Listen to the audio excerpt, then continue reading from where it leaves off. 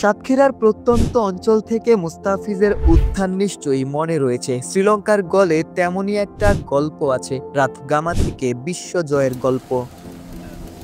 ছবিতে যাকে দেখতে পেয়েছেন তিনি শ্রীলঙ্কার অন্যতম সেরা পেসারকে জন্ম দিয়েছেন। লাসিথ মালিঙ্গার গর্ভধারিণী ছেলে দেশের হয়ে বিশ্বজয় করেছেন, অথচ মায়ের এখনো কত সহজ সরল জীবনযাপন।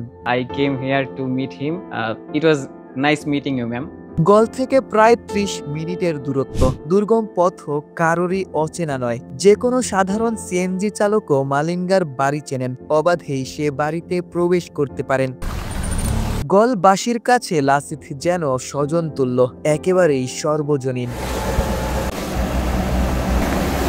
দর্শক, আমরা এসেছিলাম লাসিথ মালিঙ্গার বাড়িতে, শ্রীলঙ্কার গল শহর থেকে 11 কিলোমিটার দূরে রাতগামাতে, যেখানে লাসিথ মালিঙ্গার বাড়ি। অত্যন্ত প্রত্যন্ত একটা গ্রাম থেকে লাসিথ মালিঙ্গা বিশ্ব দরবারে রাজত্ব করেছেন। এমন জীবনাদর্শ যে কোনো তরুণ ক্রিকেটারের জন্যই অনুকরণীয়। সাতক্ষীরার মুস্তাফিজুর রহমানের কথা আমরা বলতে পারি। এমন একটা প্রত্যন্ত গ্রাম থেকে বাংলাদেশ জাতীয় দলে খেলছেন, বিশ্বের বিভিন্ন ফ্রাঞ্চাইজি লিগে প্রতিনিধিত্ব করছেন, দেশকে রিপ্রেজেন্ট করছেন। লাসিথ মালিঙ্গাও সেই পথটাই হয়তো দেখিয়েছেন।